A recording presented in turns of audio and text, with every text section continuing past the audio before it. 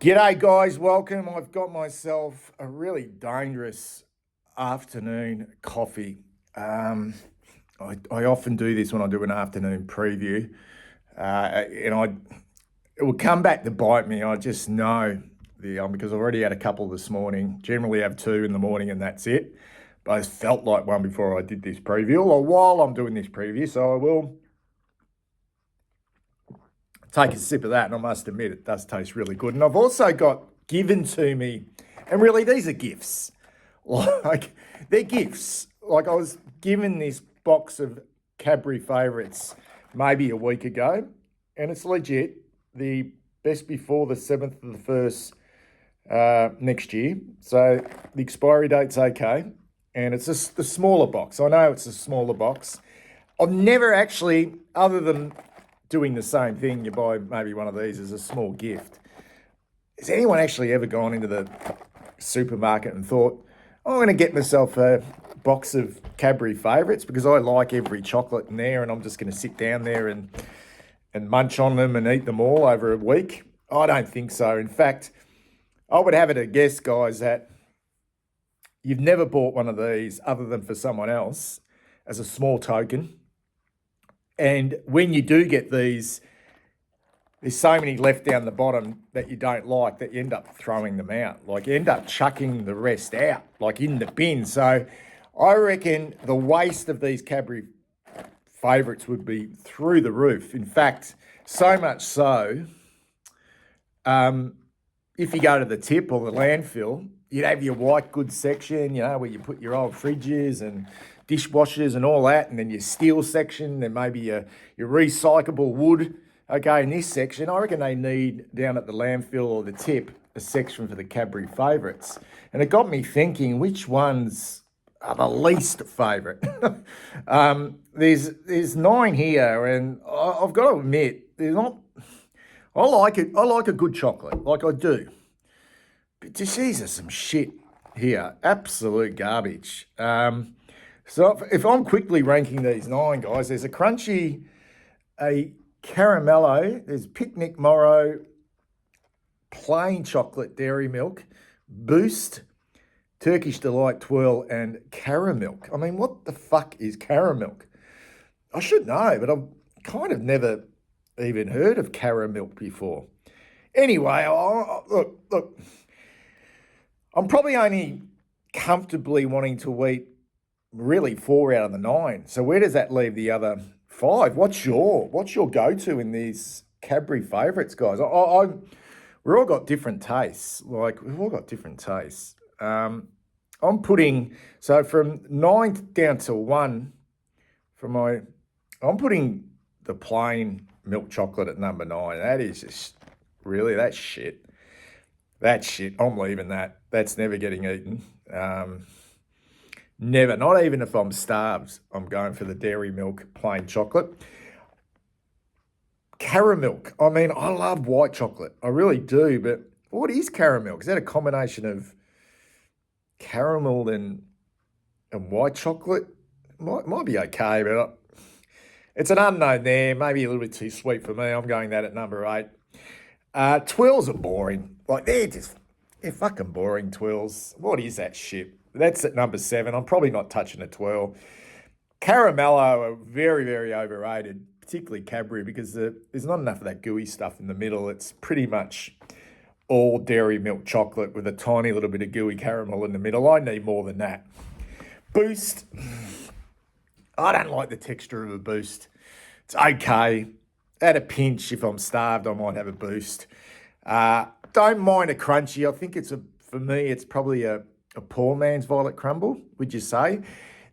Funny texture with the crunchy and the violet crumble. It's almost if you eat too much of it, you get that sort of sore tongue or the roof of your mouth starts to flake a little bit. So it's not bad. It's not bad, a crunchy. I'll eat that. I'm going Morrow at number 3. I reckon it's very, very underrated, the Morrow. It's better than the Mars bar. That nougat fudgy thing in the middle. Yeah, don't mind that at all. Definitely picnic at number 2. I prefer a larger picnic than the smaller one. The only gripe with a picnic, guys, and I really like them, is when you take a bite into a picnic, it fucking goes everywhere. Like it's just like crumbs everywhere, particularly if you're eating it on the couch at home and your wife gets up the next morning and sort of goes in to fix the cushions up on the couch and she just finds crumbs everywhere from the picnic. But I like them. I like the picnic, and I'm going Turkish Delight at number one. In fact, I'll eat all the Turkish Delights. It's a magnificent chocolate. And I know it's not. I know it's hated by many out there, but I love a Turkish Delight, so that's number one. What about yourself? I mean, am I that far off the mark that the Cadbury favourites are the most overrated chocolates in the world and most of them don't get eaten and they find their way down to the local tip? And what is your favourite? What is your go-to from the Cadbury favourites? Me, I'm a Turkish Delight man. What a fucking strange way, guys, to start a preview. And what is an incredibly important game for our football club to take on the Sydney Swans, who I believe are somewhat on their knees, which makes them a dangerous proposition at home.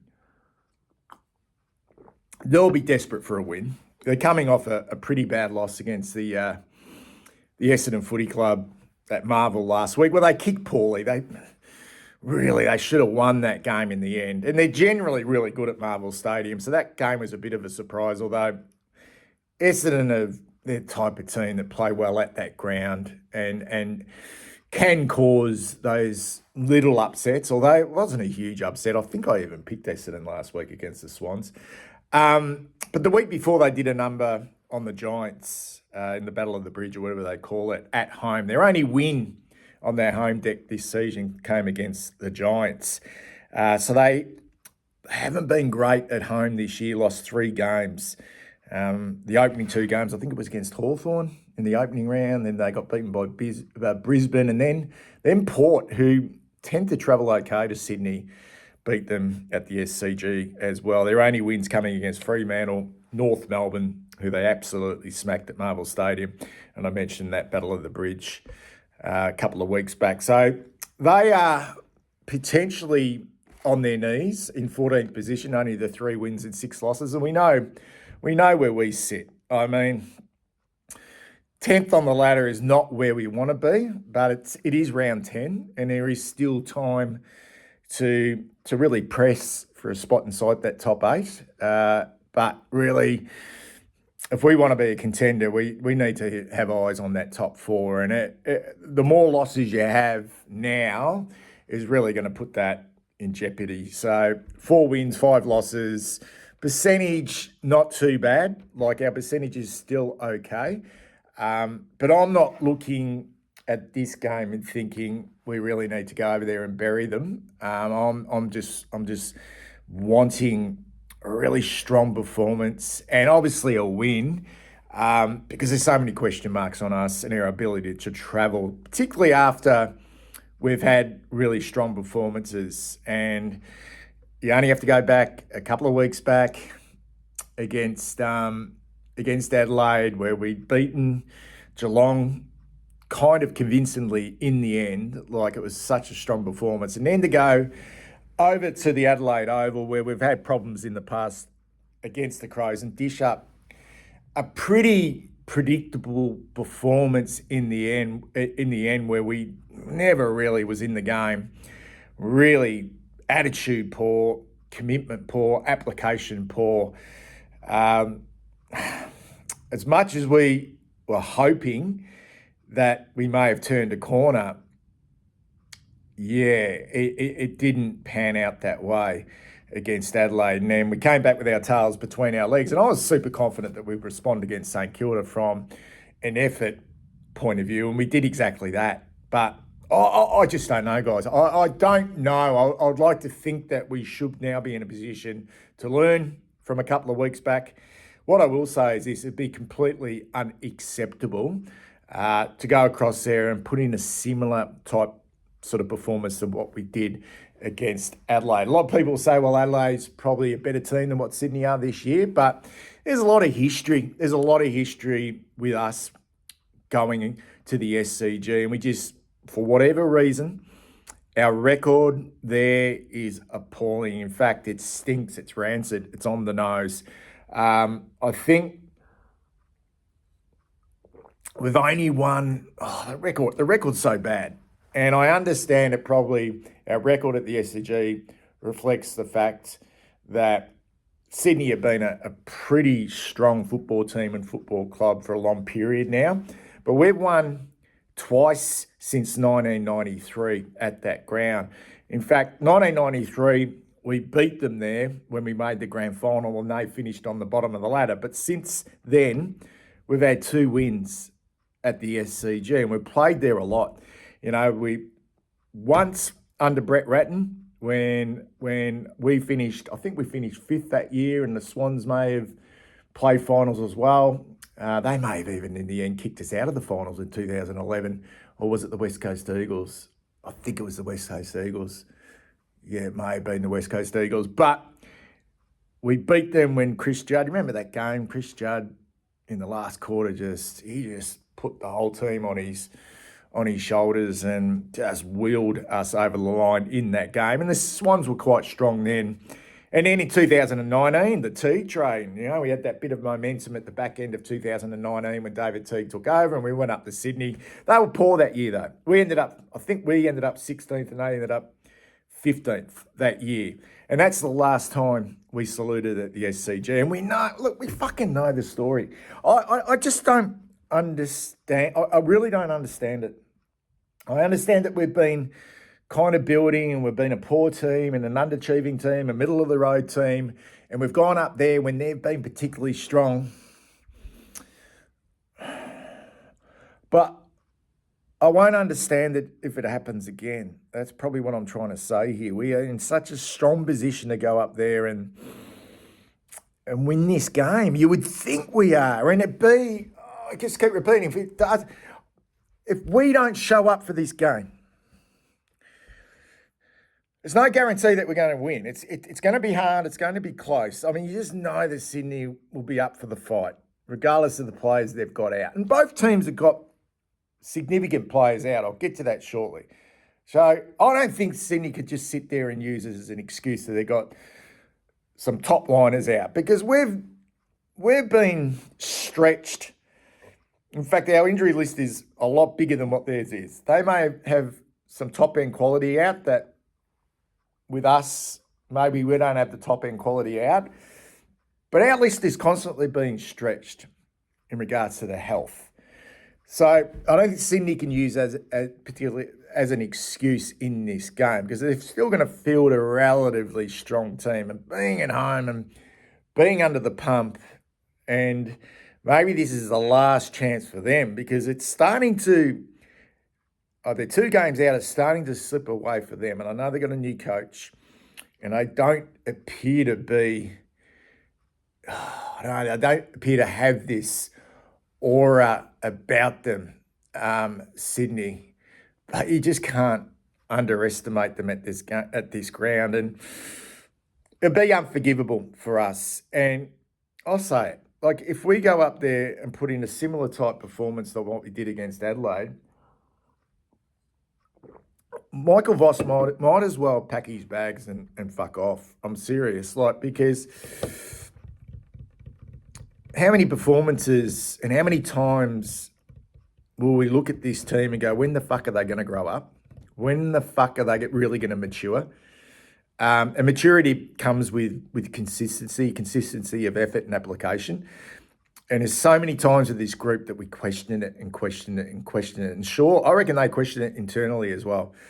So this is a perfect, I often talk about the perfect fixture and the perfect opportunity. It would have been so safe for us to play Sydney at Marvel or Sydney at the MCG in this game. Really safe. And we'd be all pretty confident.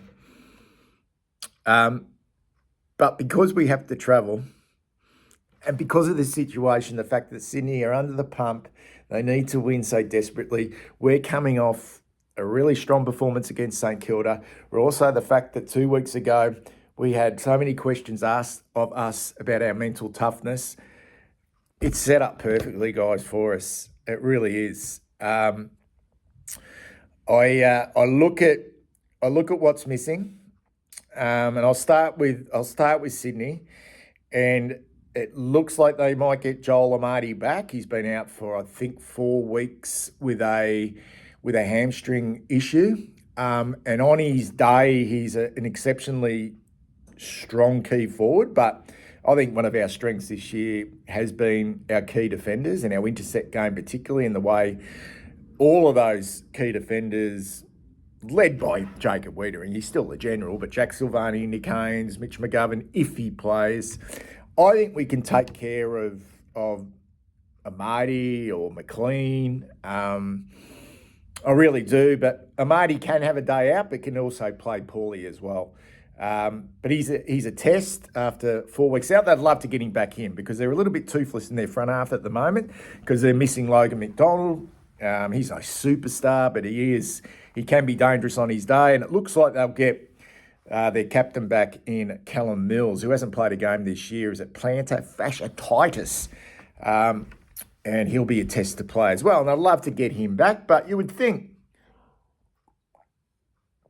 he hasn't played any footy at all. Like, they've ramped up his training. He didn't play much football last year. I think he only played 7 games. Is that correct?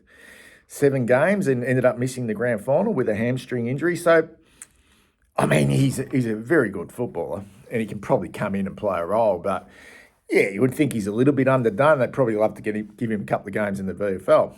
So they're both tests. They'd love to get them back. And, I mean, Errol Gordon's a superstar. I mean, he is an absolute superstar and generally plays really well against us. So does Tom Papley, and they won't have him. We'll also mention McDonald. And I think they've got underrated role players out like we do as well. Like, we've got some role players we'd love to have in this team. None better than Nick Newman. But they've got Cunningham and Robbie Fox out, who are experienced type players who I think they somewhat miss. They're not superstars, but they're good, solid contributors and are experienced. And the typical in the typical Sydney way, they'll get the job done. For us, it'd be a really interesting selection this week, and that will take place tomorrow night. I'm doing this preview 24 hours out before the actual teams are selected. McGovern test. I reckon he'll play. I mean, if he's been cleared of any serious damage, there'll be maybe a little bit discomfort. I've actually hurt my sternum before, if that's what it is. It's quite a painful, when you get a knock there, it is really painful. He'll be a little bit tender, but I'd be surprised if he misses. I really would. Blake Acres, yeah, he's out. Maybe he needs a bit of a freshen up. Maybe he misses the next 2. Blake Acres. I think they've sort of said 1. See how he goes for the Giants game the week later. But I'd actually freshen him right up, Blake Acres. He looks banged up to me. Give him the buy off as well, but who knows? And then a hamstring injury for Lockie Cowan, the second one he's done this season. So there's at least 2 force changes there. Maybe Mitch McGovern doesn't get up. No Fogarty, so that sort of slipped under the radar. Didn't play last week. Apparently got a hamstring injury. He won't be back. Williams, not quite sure how far he's off. He's got a calf. Cottrell, ankle. He won't be back until after the bye. And the mystery still surrounding Orazio Fantasia, and we know the story of Kemp, Smith and Newman. I suppose good news is that Alex Chincotta's hip looks like it's finally on the improve, and he's a test to play this week, but I assume that's a test to come in via the VFL, which will provide some really good depth for us. I don't know how Sydney will go in regards to the changes they will make if Amadi and Mills do play. I'll get to their team shortly, the lineup and what I think of it. For us, though, who comes in? Will there be any omissions? I mean, it's not like any of those small forwards were dynamic. And I reckon if Fogarty was right to go, he'd probably come in and Francis Evans would make way. But given the fact that At least I want to balance it up a little bit more, but I feel like they will go in on that ground on the SCG, not going too tall in our front half. So the smalls will be important. I don't think there'll be any omissions just because of those injuries. And really, who are you going to bring in? I mean, I'm going to say it. I know he's only in his second year. I'm a little bit concerned about Ashton Moyer. I just am. I mean, he's kicked 2 goals on the weekend, 9 touches, and I'm just a little bit worried with him in regards to where he's at with his football. Hopefully he can start to win a bit more of the ball and have more of an impact at VFL level. He's still a fair way off the pace, but there's a number of players who are now pressing close. I mean, Billy Wilson had probably his best game for the season. He had 27 and 11 marks, and he could be a replacement for Cowan. But do they want to go young, really young, because he's still a second-year player? But he deserves, I suppose, a chance at some time. But I reckon another couple of good games, he'll be really knocking the door down and kicking it down. Is he ready right now? Probably not. I think for me, probably Jordan Boyd. I mean, he's built some solid form over the last couple of weeks. 28 on the weekend against Sandringham and 27 the week before. So he's starting to find some form. And people are saying Matt Carroll as a replacement for Cowan. Well, Matt Carroll didn't even play in the VFL on the weekend, and he was omitted. Now, I think they probably freshened him up. That was the plan. They freshened him up. Does he warrant coming back in? Does he just warrant walking back in after being omitted and not playing in the VFL? I'm sure he didn't play in the VFL. I'm sure I didn't see him. So I'd be very surprised if Matt Carroll comes in. I would be. I think the wing is the interesting position because Boyd doesn't play on a wing. You can mix things around with what you've got. We know that certain players can play on the wing. You can get players up the ground, but there's no Cottrell. Akers is out. So it leaves the door open once again for the bloke who just keeps coming in and out of this team, and that is Sam Docherty. I know he played defensively last week in the VFL and had 38 touches and about 17,000 uncontested marks. You can't ignore that. But can you just keep bringing him in and out, in and out, in and out? Ben Camperelli was outstanding with 34, but he's an inside mid. And you go to his brother Lucas, who played the first couple of games of the season for us and has gone back and it's been okay. Like he had 19 on the weekend. Since he's been dropped, he's gone 15, 23, 14, 18 and 19 on a wing. I don't think so. I feel like we've probably got enough younger guys in this team to travel, with Bins there. Will we go super young when we could probably bring some experience in? That's just my feeling with this at the moment. I just don't think Matt Carroll deserves a game this weekend. I think it was great before he got dropped. And it's time maybe to see a Billy Wilson. Give him an opportunity. So he certainly looked the goods in the VFL last week. Could be Jordan Boyd, could be Docherty to come in replace of Akers and Cowan. I mean, the Swans are battled. I mean, they've lost 4 out of their last 5. Had the big win over North. They were really disappointing in the gather around against Collingwood on the big stage. Surprise losses, I think, against Essendon last week. Went up. I mean, a lot of teams are going to get beaten by the Gold Coast Suns, but they look like they don't have a hell of a lot of depth, particularly with their tall stocks. One down back and also up in their front half. I had a look at their team which played last week, and it doesn't put the fear of life into you. I mean, there are some seriously dangerous and good footballers in there. Chad Warner, Isaac Heaney. But when you see them playing someone like Joel Hamling as a key forward, who's a defender, and Aaron Francis as a key forward, who's generally a defender, you're just thinking, yeah, that is somewhat struggle street. Are they getting bang for buck out of Brody Grundy? So that will be a fascinating matchup. Because I don't think TDK's been in super form. But Gap becomes a really important matchup. They've got some seriously hard and desperate footballers still in that team. You know, James Rowbottom, Ollie Florent loves to put his head over it. Down pack though, I mean, the veteran Dane Rampy's still holding up. Nick Blakey's had a frustrating year with his ball use. He can be dangerous, but just, Tom McCartan, they tried him forward. He's now back. I'm just going to say, guys, and I hope you agree with me. Well, you don't have to fucking agree with me, but this will be disastrous, really. This will be disastrous if this is one of those predictably comfortable wins for Sydney against us. It just has to be. They don't have their real barometers in there with Papley and Gordon who can ignite them. And they seem to be a little bit down on confidence and down on form with the new coach. In their form at home, they've lost 3 at home this season. So it's not a fortress. It's not a fortress. So I'll repeat, when the fuck are we going to grow up? And I mentioned the leadership, the maturity of this group. It's no longer a young group. We've got some sprinkling of younger players in there, but most teams do.